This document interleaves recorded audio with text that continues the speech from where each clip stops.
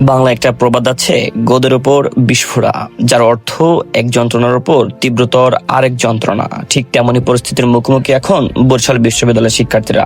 চলমান সংকটের মধ্যে নতুন করে যুক্ত হয়েছে শিক্ষকদের আন্দোলন, যার ফলে এখানে চলছে কমপ্লিট একাডেমিক শাটডাউন। বিশ্ববিদ্যালয়ের শিক্ষার্থী হিসেবে বরিশাল বিশ্ববিদ্যালয়ের যে বর্তমান যে একাডেমিক শাটডাউন চলতেছে শিক্ষকদের আন্দোলনে আমি চরমভাবে উদ্বিগ্ন। প্রতিষ্ঠা লগ্ন থেকে নানা সংকটে জর্জরিত বরিশাল বিশ্ববিদ্যালয়। শ্রেণীকক্ষ, শিক্ষক আর পরিবহন সংকটের পাশাপাশি এখন মামুলি বিষয় হয়ে দাঁড়িয়েছে একাডেমিক শাটডাউন। বারবার এমন অচল অবস্থায় চরম হতাশ সাধারণ শিক্ষার্থীরা। অনিশ্চিত ভবিষ্যতে তারা জানে না কবে শেষ হবে তাদের এই একাডেমিক জীবন। শিক্ষকদের পদোন্নতির আন্দোলনে একাডেমিক শাটডাউন চললে আলোচনার ভিত্তিতে চলমান পরীক্ষাগুলো চালিয়ে নিতে সম্মত হয়েছেন শিক্ষকরা। তবে নতুন রুটিন হওয়া বা অপেক্ষমান শিক্ষার্থীদের মাঝে এখন কাটেনি অনিশ্চয়তা ও চরম হতাশা। বরিশাল বিশ্ববিদ্যালয়ে যে অচল অবস্থা বিদ্যমান রয়েছে, অর্থাৎ একাডেমিক শাটডাউন, শিক্ষার্থীরা সাথে আমরা কথা বলে যেটা বুঝতে পেরেছি, শিক্ষার্থীরা এটি কোনো মতে ভালোভাবে নেয়নি। আমরা শিক্ষার্থীরা বুঝি আমরা ক্লাস করতে আসবো, আমরা আমাদের স্বাভাবিক যে একাডেমিক কার্যক্রম তা পরিচালিত হবে, কিন্তু আমাদের সম্মানিত শিক্ষকবৃন্দ তারা যে দাবির প্রেক্ষিতে আছেন, তারা তাদের প্রমোশন চাচ্ছেন। আমরা শিক্ষার্থীরা বলতে চাই যে শিক্ষকরা যদি বিধি মোতাবেক তাদের প্রমোশন পান, তবে আমরা চাই আমাদের শিক্ষকরা প্রমোশন পাক।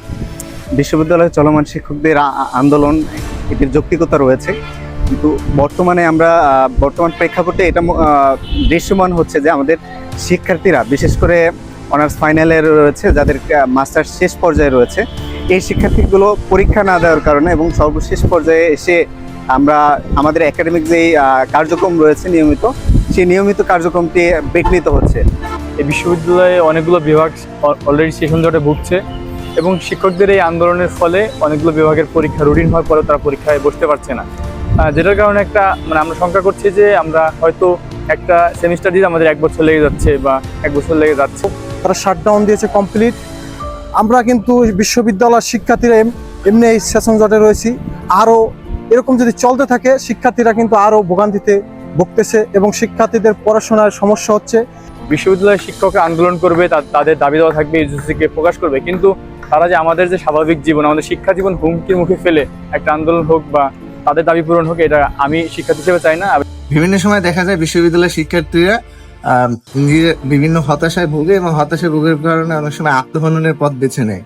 তো ইউজিসি এবং বাংলাদেশ শিক্ষা মন্ত্রণালয়ের প্রতি এটাই আকুল আবেদন, আমাদের বিশ্ববিদ্যালয়ের সকল সংকট যেন অচিরেই পূরণ হয়।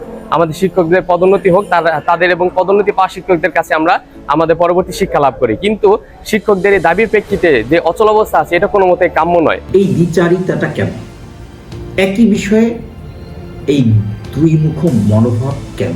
সত্যিকার অর্থে আসলে আমাদের গতকাল এক দিনের সাথে আমাদের বিশ্ববিদ্যালয়ের মাননীয় উপাচার্য মহোদয় একটু কথা বলেছেন, উনি ইউজিসির সাথে কথা বলেছেন। তো উনি এখনও ঢাকায় আছেন, উনি এসে হয়তো শিক্ষকদেরকে ওনার যে ইউজিসির সাথে যে কথাবার্তা হয়েছে সেটা সম্পর্কে হয়তো ব্রিফ করবেন। চলমান পরীক্ষা বলতে আমরা আসলে বুঝেছি যেসব পরীক্ষা অ্যাটলিস্ট একটা হয়ে গিয়েছে সেই কারণে আসলে রুটিন হওয়া কিংবা নতুন করে কোনো ব্যাচের পরীক্ষাটা এর মধ্যে অন্তর্ভুক্ত। এটা 108 জন শিক্ষকের সম্মতিতে বা উপস্থিতিতে এটা আসলে ধার্য করা। আমি জানি না যে আসলে ইউজিসি কিংবা আমাদের বিশ্ববিদ্যালয় প্রশাসন কেন এরকম বিমাতাসুলভ আচরণ করছে। এটা তাদের জায়গা থেকে আমার কাছে মনে হয় আবার একটু চিন্তা করা উচিত। আমরা শিক্ষকরা প্রমোশন পর্যায়নের জন্য আসলে যদি আমাদের ন্যায্য দাবির জন্য যদি আমাদেরকে আসলে বঞ্চিত করা হয়, তাহলে বিশ্ববিদ্যালয়গুলো শিক্ষার যে পরিবেশ সেটা আসলে বিনষ্ট হতে পারে। শুক্র শনিবারেও ক্লাস নিতে প্রস্তুত, পরীক্ষা নিতে প্রস্তুত, নীল ছুটি যেগুলো আছে সেগুলো তো আমরা করে দেব ইনশাআল্লাহ। একজন ভালো মানের দক্ষ যোগ্য ভাইস চ্যান্সেলর, যিনি শিক্ষক কর্মকর্তা কর্মচারী ও শিক্ষার্থী আমাদেরকে যাতে বঞ্চিত না করা হয়, সেটাই আমাদের গভর্নমেন্ট, বিশ্ববিদ্যালয় প্রশাসন এবং ইউজিসি আমাদের যে আপনার হচ্ছে মঞ্জুরি কমিশন, তাদের কাছে আমাদের একটাই আশা যে তারা যেন বিষয়টাকে আমলে নিয়ে জাস্ট ইনসাফ কায়েম করে।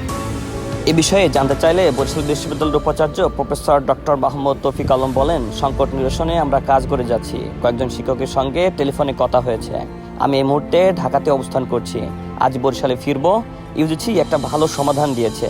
আগামীকাল শিক্ষকদের সঙ্গে বসে বিষয়টি নিয়ে আলাপ আলোচনা করব। শিক্ষার্থীরা চান প্রশাসন ও শিক্ষকদের আলোচনার মাধ্যমে একটা কার্যকর সমাধান আসুক। যাতে শিক্ষার স্বাভাবিক পরিবেশ দ্রুত ফিরে আসে। এখন সবার দৃষ্টি কখন শেষ হবে এই অচল অবস্থা আর কখন ফিরবে স্বাভাবিক একাডেমিক কার্যক্রম।